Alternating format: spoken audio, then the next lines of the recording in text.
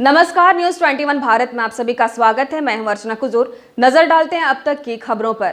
रांची में खुलेगा राज्य का दूसरा एम्स। पीएमओ के निर्देश पर राजधानी रांची में जमीन चिन्हित करने की प्रक्रिया हुई शुरू। हेल्थ सेक्रेटरी को दी गई जिम्मेदारी। राजधानी रांची में अब राज्य का दूसरा एम्स खुलेगा, इसकी तैयारी भी शुरू हो गई है। झारखंड के इंडस्ट्री डायरेक्टर ने हेल्थ सेक्रेटरी को पत्र लिखकर राजधानी में एम्स की स्थापना के लिए जमीन चिन्हित करने को कहा है। पत्र में कहा गया है कि प्रधानमंत्री कार्यालय ने एम्स की स्थापना पर विचार किया है, इसलिए एम्स की स्थापना के लिए जमीन चिन्हित कर सूचित करें। जमीन चिन्हित होने के बाद आगे की कार्रवाई की जाएगी।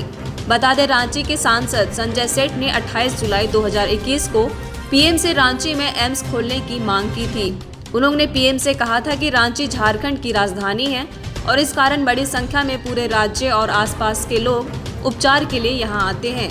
लोगों को रांची में बेहतर उपचार कम खर्च पर उपलब्ध हो सके, इस उद्देश्य से रांची में एम्स की स्थापना जरूरी है।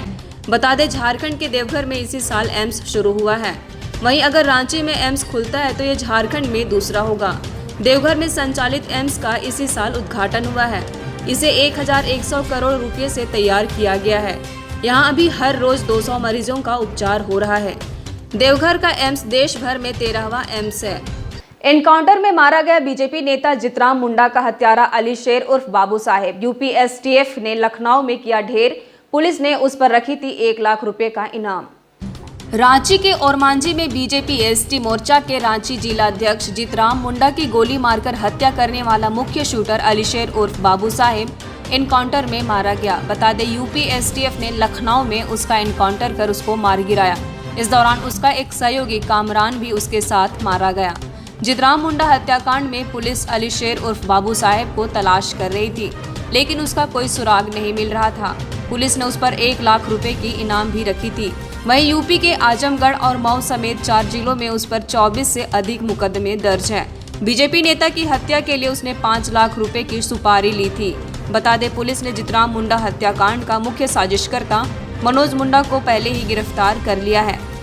पुलिस या दबिश से बचने के लिए मनोज मुंडा खुद ही रांची सिविल कोर्ट में सरेंडर करने पहुंचा था, लेकिन सरेंडर करने से पहले ही पुलिस ने उसे पकड़ लिया था। इससे पहले एसआईटी ने 28 सितंबर को यूपी के गाजीपुर से डब्लू यादव और रांची से कार्तिक मुंडा को गिरफ्तार किया था। इसके अलावा कई और आरोपी भी गिरफ्तार हो चुके हैं।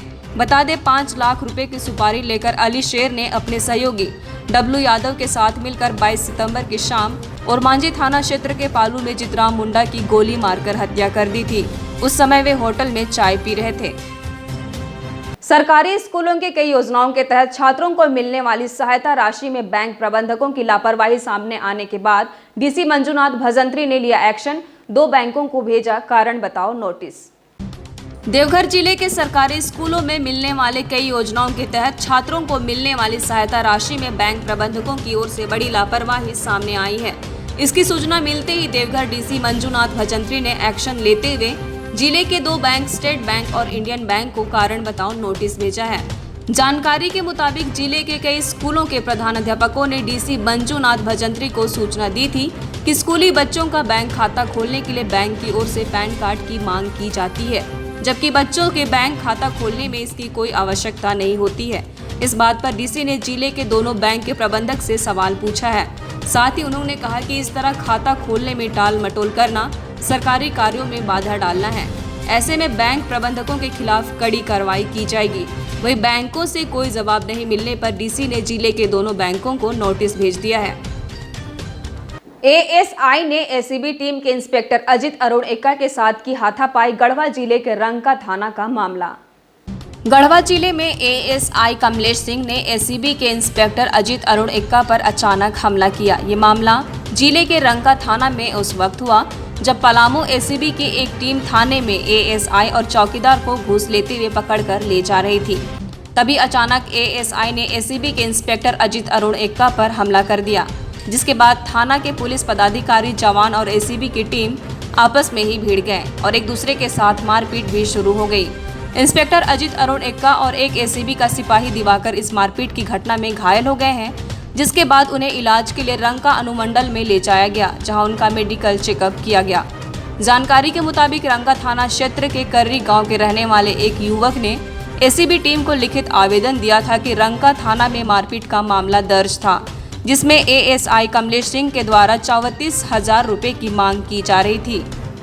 इस मामले पर जांच के तौर पर इंस्पेक्टर अजीत अरुण एक्का ने एएसआई के रूम में छापा मारा, जिसमें एएसआई और चौकीदार सुनील कुमार ठाकुर को रंगे हाथों पकड़ते हुए उनसे नकदी बरामद की गई। एसीबी की टीम ने चौकीदार को गिरफ्तार किया, लेकिन इसी बीच कमलेश सिंह ने एसीबी के इंस्पेक्टर के साथ हाथापाई शुरू कर दी और उसके बाद वहां से भाग निकले। इधर गढ़वा एसडीपीओ अवध कुमार यादव और एसीबी की टीम के द्वारा मामले को लेकर छानबीन की जा रही है। वहीं इस मामले पर एसीबी के डीएसपी ने बताया कि हमारी टीम एक एएसआई को रंगे हाथ पकड़कर लेने आई थी, जहां आरोपी पुलिस वाला हमला कर फरार हो गया। फिलहाल आगे की कार्रवाई में वरीय अधिकारी जुटे हुए हैं। अंतर्राष्ट्रीय महिला खिलाड़ी से दुष्कर्म मामले में जांच के लिए सागर होटल पहुंची पुलिस। होटल के मालिक महेंद्र केडिया से की पूछताछ। अंतर्राष्ट्रीय महिला खिलाड़ी से दुष्कर्म मामले में पुलिस ने शहर के सागर होटल में पहुंचकर मामले की छानबीन की, जहां पुलिस ने होटल के सीसीटीवी फुटेज की जांच करते हुए होटल के मालिक महेंद्र केडिया से पूछताछ की। थाना प्रभारी ने कहा कि मामले को लेकर सभी चीजों का अनुसंधान होगा। बता दें, भाजपा के पश्चिम सिंहभूम जिला मीडिया प्रभारी संजय मिश्रा के खिलाफ अंतर्राष्ट्रीय महिला खिलाड़ी ने 24 अक्टूबर को चक्रधरपुर थाना में यौन शोषण की प्राथमिकी दर्ज कराई थी। साथ ही चाईबासा कोर्ट में अपना बयान भी दर्ज कराया था। दर्ज प्राथमिकी में महिला खिलाड़ी ने आरोप लगाया था कि शहर के चर्चित सागर होटल में संजय मिश्रा ने उसका यौन शोषण किया था। अप्रैल 2021 से वे ब्लैकमेल कर लगातार उसका शारीरिक शोषण कर रहा था। पीड़िता अपनी मां के साथ चक्रधरपुर थाना पहुंची थी। वहीं पीड़िता के बयान के आधार पर पुलिस ने उसके अगले दिन ही भाजपा जिला मीडिया प्रभारी संजय मिश्रा को जेल भेजा। 10 दिवसीय विशेष प्रशिक्षण शिविर का आयोजन कर दलाही के छात्राओं को दी जा रही प्रशिक्षण शिविर में 100 छात्राएं ले रही भाग। रांची में एक महिला ने अपने 1 साल की बेटी के साथ फांसी के फंदे पर लटककर आत्महत्या कर ली। घटना बरियातू थाना क्षेत्र के रविंद्र नगर चिरौंदी की है। जानकारी के मुताबिक महिला सोनाहातू की रहने वाली थी और पति के यहाँ 1 महीने पहले ही आकर रह रही थी। पति रिम्स के एक डॉक्टर का गाड़ी चलाता है। इस घटना पर पति ने कहा कि पत्नी के साथ उसका कोई भी विवाद नहीं हुआ था। पत्नी ने ऐसा क्यों किया उसे नहीं पता है। वहीं मृतिका की मां ने उसके पति पर गंभीर आरोप लगाते हुए कहा कि मृतिका के साथ वो पैसों के लिए हमेशा मारपीट किया करता था। वहीं इस घटना की जानकारी के बाद मौके पर पहुंची पुलिस ने मृतिका के मोबाइल फोन को जब्त करते हुए शव को अपने कब्जे में लेकर उसे पोस्टमार्टम के लिए भेज दिया है। 1 साल की बेटी के साथ महिला ने लगाई फांसी। मृतिका की मां ने पति पर मारपीट का लगाया आरोप। पति ने दी सफाई, कहा नहीं था कोई विवाद। बरियातू थाना क्षेत्र के रविंद्र नगर चिरौंदी की घटना। दुमका जिले में एनसीसी कैंडिडेट्स के लिए 10 दिवसीय विशेष प्रशिक्षण शिविर का आयोजन किया गया है। प्रशिक्षण शिविर मसलिया प्रखंड क्षेत्र के सर्वोच्च यादव उच्च विद्यालय दलाही के खेल मैदान में किया जा रहा है, जिसमें छात्राओं को कई तरह के प्रशिक्षण दिए जा रहे हैं। एनसीसी द्वारा आयोजित इस प्रशिक्षण शिविर में 100 छात्राएं भाग ले रही हैं। कैडेट बहुत इच्छुक है सीखने में और एनसीसी के लिए बहुत वारंटियर है।